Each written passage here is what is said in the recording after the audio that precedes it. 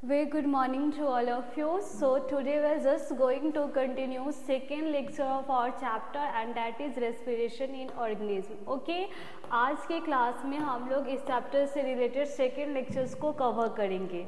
Okay इसके पहले हम लोगों ने इस प्रीवियस क्लास में हमने ये चैप्टर स्टार्ट ही किया था. हमने इसका एक लेक्चर कवर किया है और आज के क्लास में हम इसका सेकेंड लेक्चर को कवर करेंगे. ओके तो आज के क्लास को स्टार्ट करने से पहले हमने जो प्रीवियस क्लास में पढ़ा है उसको हम थोड़ा सा रिकॉल करेंगे ताकि अभी अगर कोई नया भी हमसे जुड़ा होगा तो वो भी हमें अच्छे से समझ पाएगा, इस चैप्टर को अच्छे से समझ पाएगा. ओके तो इस क्लास को स्टार्ट करने से पहले हम लोगों ने जो प्रीवियस क्लास में पढ़ा था उसको हम लोग रिकैप करेंगे. ओके तो हमने ये चैप्टर रेस्पिरेशन इन ऑर्गेनिज्म में स्टार्ट किया था. वहाँ पर हमने देखा था कि रेस्पिरेशन हमारा एक लाइव प्रोसेस है.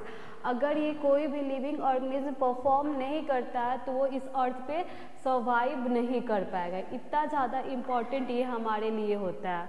ओके फिर रेस्पिरेशन क्या होता है ये भी हमने देखा था. तो हमने देखा था कि हमारे सारे सेल में सिंपलेस्ट फूड ग्लूकोज प्रेजेंट होता है और उसके पीछे का इंटेंशन होता है हमें उस ग्लूकोज से एनर्जी लाना.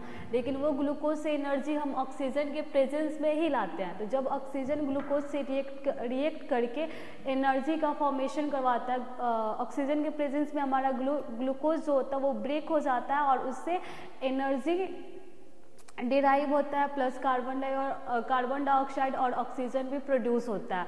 और ये सारा चीज़ सेल के अंदर हो रहा था, इस वजह से इसे हम क्या बोल रहे थे, सेलुलर रेस्पिरेशन. ये सारा चीज़ हम लोगों ने प्रीवियस क्लास में देखा था. फिर हमने देखा था कि वहाँ पे देखा था हमने रेस्पिरेशन का दो टाइप्स होता है. एक हमारा एरोबिक रेस्पिरेशन होता है और दूसरा हमारा एनारोबिक रेस्पिरेशन होता है. ओके तो एरोबिक रेस्पिरेशन किस टाइप्स का रेस्पिरेशन होता है, उसमें जो हमारा सिंपलेस्ट फूड ग्लूकोज होता है वो ऑक्सीजन के प्रेजेंस में कंप्लीटली ब्रेक होके large amount of energy release करता है और उसके साथ साथ वहाँ पे कार्बन डाइऑक्साइड और वाटर भी रिलीज होता है. ओके और एनारोबिक रेस्पिरेशन उस टाइप का रेस्पिरेशन होता है जहाँ पे हमारा ग्लूकोज इनकम्प्लीटली ब्रेक होता है. इनकम्प्लीटली ब्रेक होता है because of the absence of oxygen. Oxygen की अनुपस्थिति के कारण जो हमारा ग्लूकोज होता है वो इनकम्प्लीट ब्रेक होता है और उसके इनकम्प्लीट के वजह से वहाँ पे बहुत ही स्मॉल अमाउंट में एनर्जी रिलीज होता है और कार्बन डाइऑक्साइड और वाटर भी निकलता है. प्लस एनारोबिक रेस्पिरेशन में आपका ईस्ट सेल में, प्लांट सेल में ईस्ट सेल में आप अगर देखोगे तो वहाँ पे एल्कोहल प्रोड्यूस होता है और एनिमल सेल में अगर आप देखोगे तो वहाँ पे लैक्टिक एसिड की फॉर्मेशन होती है. ओके तो बहुत सारे ऑर्गेनिज्म आपका एरोबिक रेस्पिरेशन परफॉर्म करते हैं, बहुत सारे ऑर्गेनिज्म एनारोबिक रेस्पिरेशन परफॉर्म करते हैं. तो जितने भी मोस्ट ऑफ द जो एनिमल्स हैं वो सारे एरोबिक रेस्पिरेशन परफॉर्म करते हैं और कुछ बैक्टीरिया है जो कि एनारोबिक रेस्पिरेशन परफॉर्म करते हैं और ईस्ट भी एनारोबिक रेस्पिरेशन परफॉर्म करता है. लेकिन कुछ केसेस में हमारा जो ह्यूमन बींग्स होते हैं वो एनारोबिक रेस्पिरेशन भी परफॉर्म करने लगता है. जैसे कि अगर वो कोई हैवी एक्सरसाइज कर रहा है, फॉर एग्जांपल अगर वो जिम ज्वाइन किए हैं, ठीक है, और सडनली वो हैवी एक्सरसाइज करने लगे या रनिंग करने लगे तो उस केसेस में हमारे बॉडी के अंदर भी एनारोबिक रेस्पिरेशन होता है because of the absence of oxygen. और वहाँ पे वो एनारोबिक रेस्पिरेशन का रिजल्ट क्या होता है, लैक्टिक एसिड की फॉर्मेशन. और वो लैक्टिक एसिड जब हमारे मसल्स में स्टोर हो जाता है तो वो मसल क्रैम्प करवाता है जिससे हमें मसल में पेन होता है. तो इस चीज़ से रिलीफ पाने के लिए अगर मसल क्रैम्प से हमें रिलीफ पाना है तो हम क्या करते हैं, जहाँ पे हमें मसल क्रैम्प हुआ रहता है वहाँ पे गर्म पानी से उसे धोते हैं. क्योंकि जैसे गर्म पानी जाता है हमारा ब्लड सर्कुलेशन तेज हो जाता है और ब्लड में ही ऑक्सीजन मिक्स होता है, ऑक्सीजन का सप्लाई भी ज़्यादा होने लगता है. तो ऑक्सीजन के प्रेजेंस में जो इनकम्प्लीट ग्लूकोज आपका ब्रेक होकर लैक्टिक एसिड का फॉर्म लिया था वो आपका कम्प्लीटली ब्रेक होके हमें एटीपी दे देगा और लैक्टिक एसिड हमारे मसल सेल से रिमूव हो जाएंगे और इस तरह हमें मसल क्रैम्प से रिलीफ मिल जाएगा. ओके ये सारा चीज़ हम लोगों ने प्रीवियस क्लास में डिटेल में देखा था. आज के क्लास में हम लोग क्या स्टार्ट करेंगे? आज हम स्टार्ट करेंगे process involve in respiration. Respiration में कौन कौन सा प्रोसेस आपका इन्वॉल्व होता है। ओके, आज के क्लास में हम क्या देखेंगे? आज के क्लास में हम देखेंगे कि रेस्पिरेशन में कौन कौन सा प्रोसेस इन्वॉल्व होता है। The two main processes involved in the process of respiration are breathing and cellular respiration। ठीक है, दो मेन प्रोसेस आपका इन्वॉल्व होता है रेस्पिरेशन में, और वो कौन कौन सा प्रोसेस है? तो वो है हमारा, पहला है हमारा ब्रीदिंग। ब्रीदिंग क्या होता है? इनहेलेशन और exhalation of an air is known as a breathing. ठीक है, शॉर्ट में, इसको डिटेल में अभी बताऊंगी मैं। तो आपका रेस्पिरेशन में दो मेन प्रोसेस इन्वॉल्व होता है। पहला हमारा क्या होता है? पहला होता है हमारा ब्रीदिंग, और दूसरा हमारा क्या होता है? दूसरा होता है हमारा सेलुलर रेस्पिरेशन। तो अब आप यहाँ से क्वेश्चंस एराइज हो रहा होगा कि मैम ब्रीदिंग किसे बोलते हैं और सेलुलर रेस्पिरेशन किसे बोलते हैं।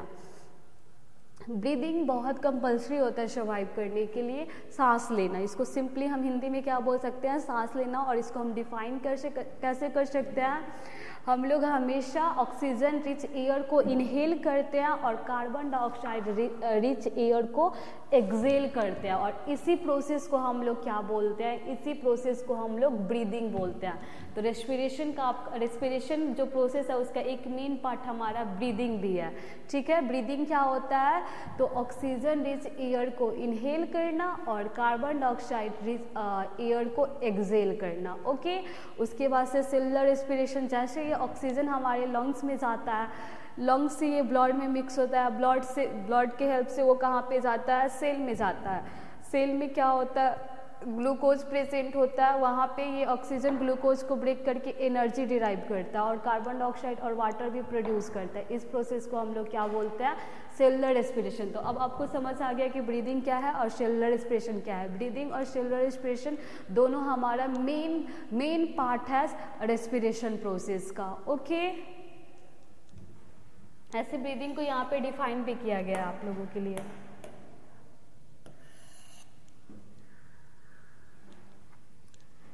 The process by which organisms take in air rich in oxygen and give out the air rich in carbon dioxide is called breathing. It is continuous process that take place till an organism is alive. Breathing क्या है? Breathing एक ऐसा process है जिसके through कोई भी organism oxygen rich air को inhale करता है और कार्बन डाइऑक्साइड रिच एयर को एक्सहेल करता है, और ये एक कंटिन्यूअस प्रोसेस है।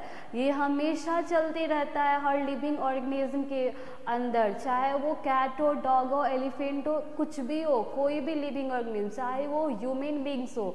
ये जो ब्रीदिंग प्रोसेस है ना, ये कंटिन्यूअस प्रोसेस है। ये हमेशा हमारे अंदर, मैं अभी भी ऑक्सीजन रिच एयर को इनहेल कर रही हूँ और कार्बन डाइऑक्साइड रिच एयर को एक्सहेल कर रही हूँ। एग्जैक्टली आप लोग भी इस टाइम में यही चीज़ कर रहे होंगे। तो ये जो प्रोसेस है ये कंटिन्यूअस प्रोसेस है। ये जब तक हम जिंदा हैं तब तक हमारे अंदर होते रहता। अगर हम मर जाएंगे तब जाके ये ब्रीदिंग प्रोसेस हमारे अंदर, ब्रीदिंग प्रोसेस जैसे स्टॉप होगा हम मर जाएंगे। ओके, तो जब तक लाइफ है तब तक ये प्रोसेस कंटिन्यूअस हमारे अंदर होते रहता है। ओके, ब्रीदिंग क्या है? Continuous process till the date ये हम लोगों में होते रहता है। ठीक है, ये इसका मतलब क्या होता है? तो ब्रीदिंग एक प्रोसेस है जिसके थ्रू हम ऑक्सीजन रिच एयर को इनहेल करते हैं और कार्बन डाइऑक्साइड रिच एयर को एक्सहेल करते हैं। Okay,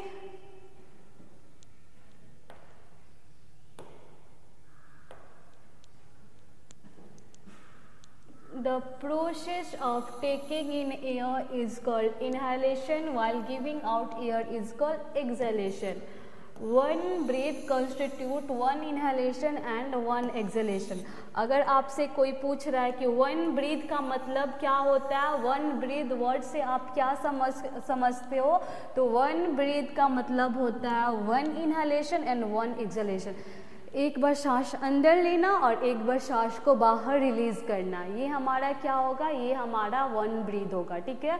1 breath is equal to 1 inhalation and 1 exhalation. एक बार इनहेल करो और एक बार एक्सहेल करो, okay. Breathing rate is the number of times a person breathe in a 1 minute at a rest. A normal person breathe 15-18 times in a minute, ठीक है। अब आपसे कोई पूछेगा कि ब्रीदिंग रेट से आप क्या समझते हो, तो ब्रीदिंग रेट क्या है, तो नंबर ऑफ टाइम्स, ठीक है। एक इंसान 1 मिनट में कितना बार ब्रीद कर रहा है। एक ब्रीद का मतलब क्या हुआ, एक इनहेलेशन और एक एक्सहेलेशन। और ब्रीदिंग का मतलब, ब्रीदिंग रेट का मतलब क्या होगा, एक इंसान 1 मिनट में कितना टाइम ब्रीद कर रहा है, वो उसका क्या होगा, वो उसका ब्रीदिंग रेट होगा, ठीक है। एक इंसान 1 मिनट में कितना टाइम ब्रीद कर रहा है, वो उसका क्या होगा, वो उसका ब्रीदिंग रेट होगा, ठीक है। नॉर्मल इंसान का, नॉर्मली मतलब वो जब हेल्दी रहता है, नॉर्मल इंसान का जो ब्रीदिंग रेट होता है पर मिनट वाला, वो कितना होता है, तो 15 से 18 टाइम्स, ठीक है। अगर 15 to 18 टाइम्स हमारा ब्रीदिंग रेट है तो हम क्या है, हम हेल्दी हैं, हम लोग को सांस लेने में मतलब हमारा जो ब्रीदिंग वाला जो प्रोसेस हो रहा है वो हेल्दी वे से हो रहा है, ओके। तो ब्रीदिंग रेट का मतलब क्या हुआ, एक इंसान 1 मिनट में कितना बार ब्रीद कर रहा है, वो उसका ब्रीदिंग रेट होता है। कोई भी नॉर्मल इंसान का ब्रीदिंग रेट क्या होता है पर मिनट, ये हमारा 15 to 18 टाइम्स होता है, okay.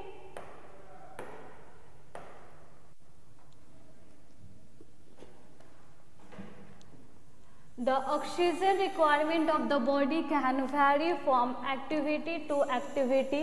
For example, the breathing rate may goes up to 25 minutes per during exercise or while running.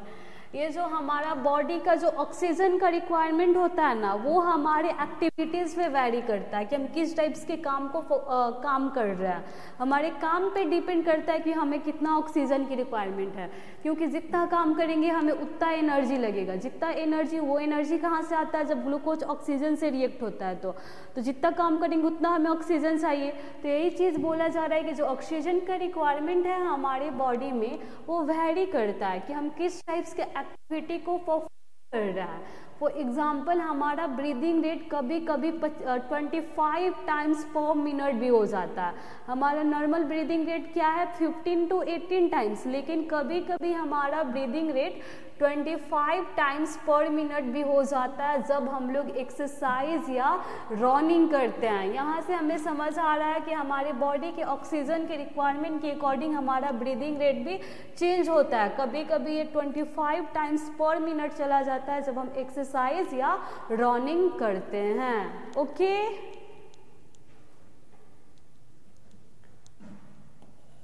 Faster breathing make more oxygen available to the body cell. जितना जल्दी जल्दी आप सांस लोगे, जितना जल्दी जल्दी आप सांस लोगे, जितना आपका ब्रीदिंग रेट इंक्रीज होगा, उतना ज़्यादा ऑक्सीजन आपके बॉडी सेल्स के अंदर जाएगा, और जितना ज़्यादा ऑक्सीजन हमारे बॉडी सेल के अंदर जाएगा, उतना ज़्यादा हम एनर्जी उससे डिराइव करेंगे, ओके। जैसे हमारा ब्रीदिंग रेट फास्ट होगा, ऑक्सीजन ज़्यादा से ज़्यादा हमारे अंदर जाएगा, जितना ज़्यादा ऑक्सीजन जाएगा उतना ज़्यादा हम लोग क्या करेंगे, एनर्जी को डिराइव करेंगे।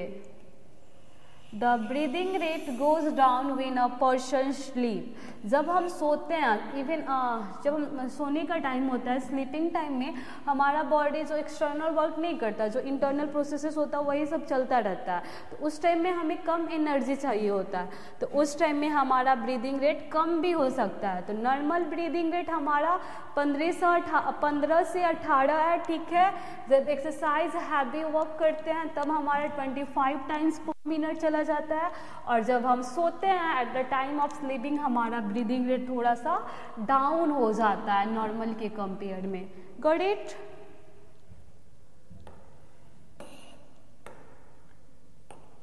अब हम क्या देखेंगे, सेलुलर रेस्पिरेशन और इंटरनल रेस्पिरेशन।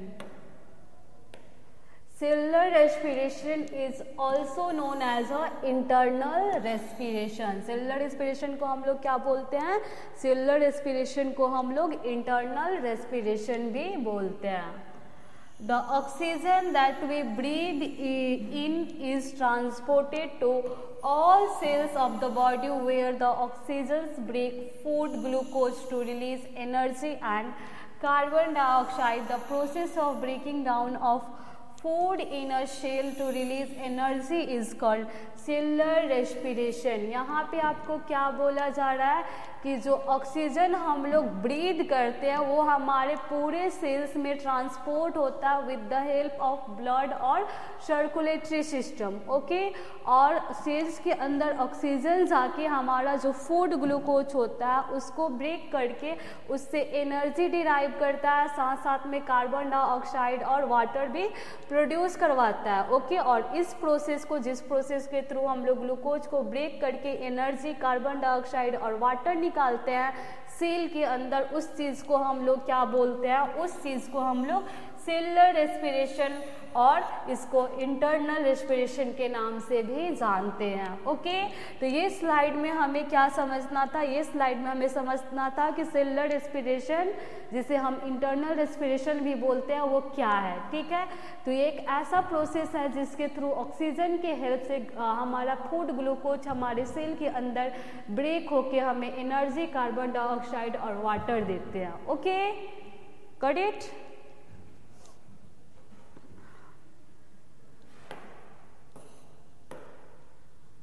अब हम पढ़ेंगे ह्यूमन रेस्पिरेटरी सिस्टम। हमें पता है कि हमारा body cell cell, tissue tissue, organ organ organ organ system, organ organ system मिलके एक ऑर्गेनिज्म की फॉर्मेशन करवाता है।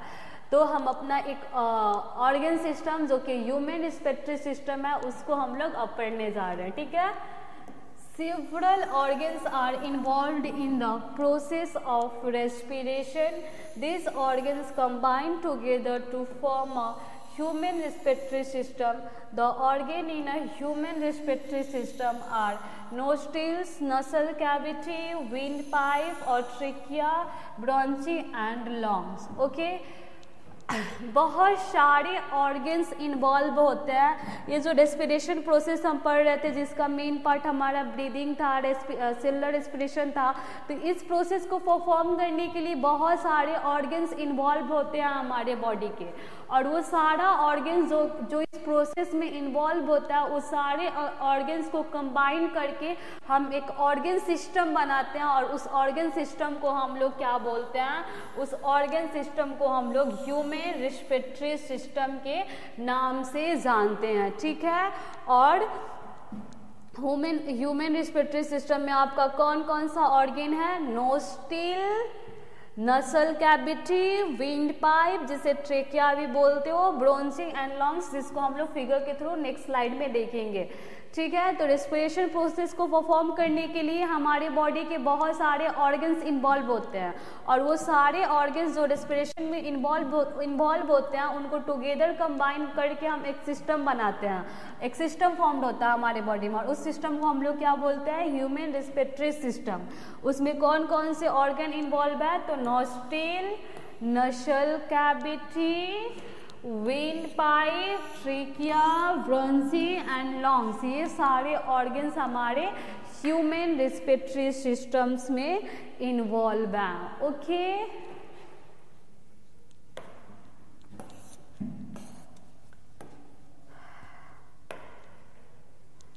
ये क्या है? जो हमारा ये जो हमारा नोज है, ठीक है, नोज में जो दो स्मॉल स्मॉल ओपनिंग होता है, जैसे आपका नोज होगा, आप देख सकते हो मिरर के सामने जाके या फिर फिगर में, तो उस नोज में आपका दो होल होता है, उसको हम लोग क्या बोलते हैं? उसको हम लोग नोस्ट्रिल बोलते हैं। और ये नोस्ट्रिल एक कार्टिलेज टाइप्स की बोन से सेपरेटेड होता है अंदर की तरफ, दो चैम्बर फॉर्म करता है, उसको हम लोग क्या बोलते हैं? उसको एक एक कैविटी को हम लोग नसल कैविटी बोलते हैं। ठीक है, नसल कैविटी के बाद हमें ओरल कैविटी, फिर हमें एक पाइप लाइक स्ट्रक्चर मिलता है जिसे हम लोग ट्रेकिया भी बोलते हैं और विंड पाइप भी बोलते हैं, और इसी विंड पाइप में आपका एक वॉइस बॉक्स होता है जो कि साउंड प्रोड्यूस करने में हेल्प करता है, और उसको हम लोग क्या बोलते हैं, उसको हम लोग लैरिंक्स बोलते हैं। ओके, नोज में 2 स्मॉल ओपनिंग प्रेजेंट होता है, उसे हम नोस्ट्रिल्स बोलते हैं, और वो एक कार्टिलेज से सेपरेट करके नसल कैविटी की फॉर्मेशन करवाता है। ठीक है, नसल कैविटी बनता है। फिर हमारा ओरल कैविटी भी होता है, टीथ वाला टोंग वाला जो रीजन होता है उसे हम ओरल कैविटी बोलते हैं। प्लस फिर हमें पीछे की तरफ नसल कैविटी और ओरल कैविटी का एक कॉमन पासेज होता है, उसे हम लोग पैरनिक्स बोलते हैं। ठीक है, नसल कैविटी हमारा एक पाइप में ओपन होता है, उस पाइप को हम लोग क्या बोलते हैं, विंड पाइप, और ट्रैकिया भी बोलते हैं। उसी विंड पाइप में एक वॉइस बॉक्स प्रेजेंट होता है जो हमें बोलने में हेल्प करता है, जो साउंड प्रोड्यूस करवाने में हेल्प करता है, और उसे हम लोग क्या बोलते हैं, उसे हम लोग लैरिंक्स बोलते हैं। यही प्यूबर्टी के टाइम में जो हम लोग क्लास 8 में पढ़ेंगे, यही प्यूबर्टी के टाइम में मेल में दिखने लगता है, वॉइस बॉक्स बड़ा हो जाता है और थ्रोट रीजन में दिखने लगता है, जिसे हम एडम्स एप्पल बोलते हैं। ओके, अब ये जो ट्रेकिया है हमारा, ये जैसे थ्रोसिस कैविटी में एंटर होता है, ये 2 पार्ट्स में, 2 ट्यूब में डिवाइड होता है, और हर एक ट्यूब को हम लोग क्या बोलते हैं, ब्रोंची बोलते हैं। ये ब्रोंची आपका tiny tiny tiny tiny bronchi holes में, और ब्रोंची होल्स फाइनली आपका एक मस्कुलर बैग लाइक स्ट्रक्चर जिसे हम एल्बोली के नाम से बोलते हैं, उसमें जाके एंड होते हैं। ओके, ट्रेकिया आपका लंग्स, ट्रेकिया आपका थ्रोसिस कैविटी में जाता है और 2 पार्ट्स में, 2 ट्यूब में डिवाइड होता है, जिसे हम ब्रोंची बोलते हैं, राइट ब्रोंचस और लेफ्ट ब्रोंचस में। ये ब्रोंचस आपका टाइनी टाइनी ब्रोंची होल्स बनाता है, और वो ब्रोंची होल्स फाइनली आपका एक मस्कुलर बैग लाइक स्ट्रक्चर्स में टर्मिनेट होता है, जिसे हम क्या बोलते हैं, जिसे हम एल्वोली बोलते हैं। ठीक है, जिसे हम क्या बोलते हैं, जिसे हम एल्वोली बोलते हैं। तो आप फिगर के थ्रू देख सकते हो नोस्ट्रिल्स कहाँ है, नसल कैविटी कहाँ है, ओरल कैविटी कहाँ है, लैरिंक्स कहाँ है, राइट ब्रोंचस कहाँ है, right lungs, left bronchus, left lungs, diaphragm, trachea, pharynx. Pharynx is a common passage for both food and air. Okay, oral cavity constitute of a tongue and teeth.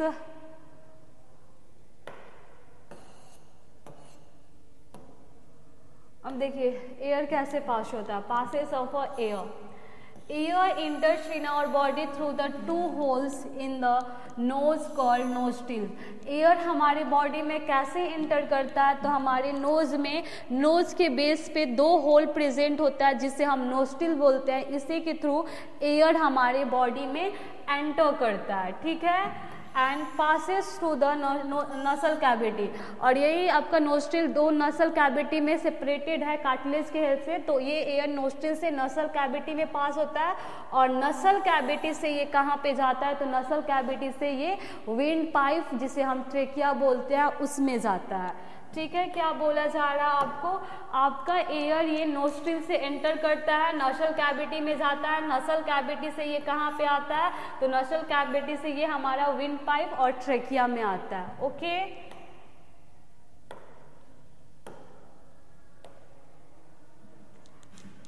From the trachea, the air passes into the 2 small tube called bronchi.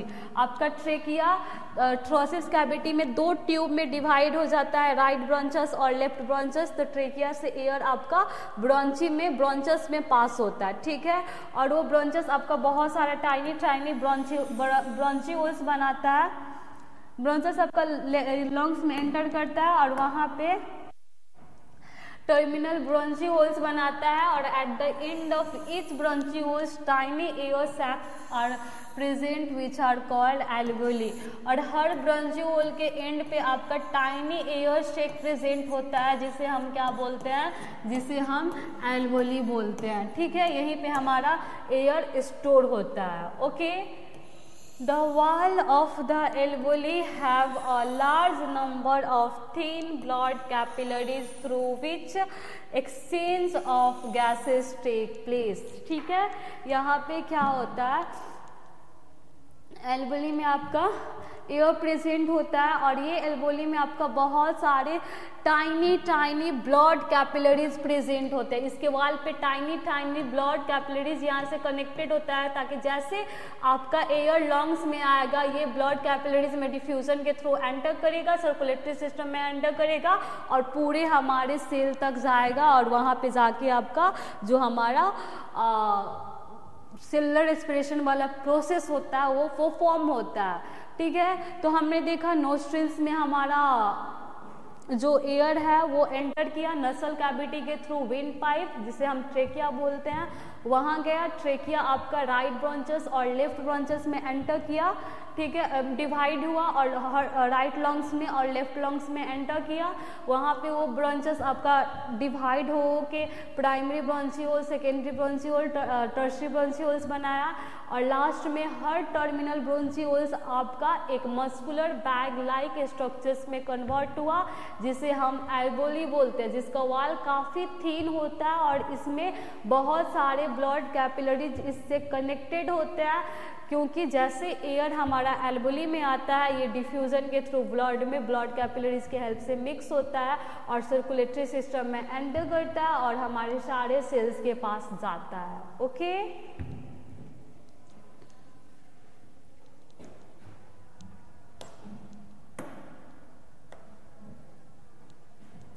अब lungs कहाँ situated है? ठीक है, lungs are situated in the chest cavity and are protected by the rib cage. A muscular sheet called diaphragm forms the floor of the chest cavity.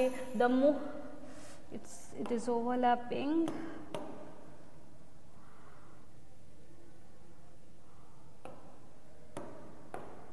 Chest cavity. The movement of diaphragm and the rib cage are involved in the process of breathing.